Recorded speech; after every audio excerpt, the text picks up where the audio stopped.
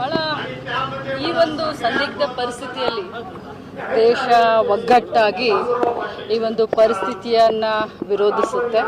ಈ ಪರಿಸ್ಥಿತಿಯ ಸಂದರ್ಭದಲ್ಲಿ ಇಡೀ ದೇಶ, ಯಾವುದೇ ಪಕ್ಷ ಇರಲಿ, ಯಾವುದೇ ಸರ್ಕಾರ ಇರಲಿ, ಒಗ್ಗಟ್ಟಾಗಿ ಈ ಉಗ್ರರನ್ನು ಮೆಟ್ಟಿ ನಿಲ್ಲಲಿಕ್ಕೆ ನಾವೆಲ್ಲರೂ ಒಗ್ಗಟ್ಟಾಗಿ ಹೋರಾಟ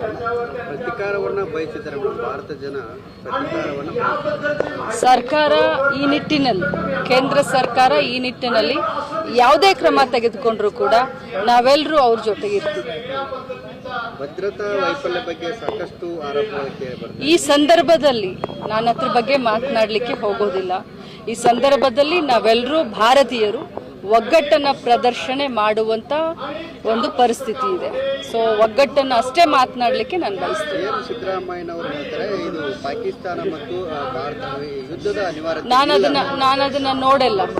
ಆದರೆ ಕೇಂದ್ರ ಸರ್ಕಾರ ಏನೇ ನಿರ್ಣಯ ತೆಗೆದುಕೊಂಡ್ರು ಆ ಥರ ಒಟ್ಟಿಗೆ ನಿಲ್ತೀವಿ ಅಂತ ಹೇಳಿ ನಮ್ಮ ನಾಯಕರಾದಂಥ ಖರ್ಗೆ ಸಾಹೇಬ್ರಾಗಲಿ ಅಥವಾ ರಾಹುಲ್ ಗಾಂಧೀಜಿಯವರಾಗಲಿ ಹೇಳಿದ್ದಾರೆ. ರಾಹುಲ್ ಗಾಂಧೀಜಿಯವ್ರು ಏನು ಹೇಳಿದಾರೋ ಅದರ ಜೊತೆಯಲ್ಲಿ ನಾವೆಲ್ಲರೂ ಕೂಡ ಮುಖ್ಯಮಂತ್ರಿ ಆದಿಯಾಗಿ ನಾವೆಲ್ಲರೂ ಕೂಡ ಕೇಂದ್ರ ಸರ್ಕಾರ ಜೊತೆಯಲ್ಲಿ ನಿಂತ್ಕೊಳ್ತೀವಿ. ಮೇಡಮ್, ಈಗ ಮೊನ್ನೆ ನೀವು ಒಂದು ಹೇಳಿದ್ರಿ, ಸಾಕಷ್ಟು ಫ್ರಾಡ್ ಮಾಡಿದವ್ರ ವಿರುದ್ಧ ಕಂಪ್ಲೇಂಟ್ ಕೊಟ್ಟಿದ್ದಾರೆ, ಹೆಸರು ಕೇಳಿದ್ರೆ ದೂರು ಕೊಟ್ಟಿದ್ರಿ ಮೇಡಮ್. ಯಾರು ಯಾರು ಎಸ್ ಪಿ ಅವರಿಗೆ ದೂರು ಕೊಟ್ಟಿದ್ರಿ? ನಾನೇ ಕೊಟ್ಟಿದ್ದೀನಿ ದೂರು ಕೊಟ್ಟಿದ್ದೆ ನಾವು.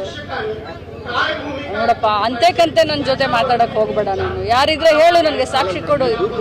ನಾನೇ ದೂರು ಕೊಟ್ಟಿದ್ದೀನಿ. ನನಗೆ ಕೇಳಿದ ತಕ್ಷಣ ದೂರು ಕೊಟ್ಟಿದ್ದೀನಿ. ಮತ್ತೆ ಅವ್ರ ಹೆಸರು ಬರುತ್ತೆ, ಇವ್ರ ಹೆಸರು ಬರುತ್ತೆ ಅಂತ ಇದು ಒಳ್ಳೇದಾ ನೀನ್ ಕೇಳೋದು ಈ ರೀತಿ? ಮತ್ತೆ ದೂರ ಎದಕ್ ಕೊಡ್ತಾರೆ? ದೂರ ಎದಕ್ ಕೊಡ್ತಾರೆ? ಸಾರ್ವಜನಿಕರಿಗೆ ಅನಾನುಕೂಲ ಆಗ್ಬಾರ್ದು ಅಂತ ದೂರು ಕೊಡ್ತಾರಲ್ಲ.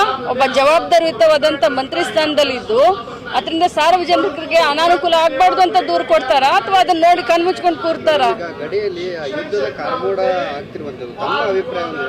ನಾನು ಒಂದೇ ಮಾತನ್ನು ಹೇಳಿದೆ, ಬಹಳ ಕಠಿಣ ಶಬ್ದದಲ್ಲಿ ಹೇಳಿದೆ.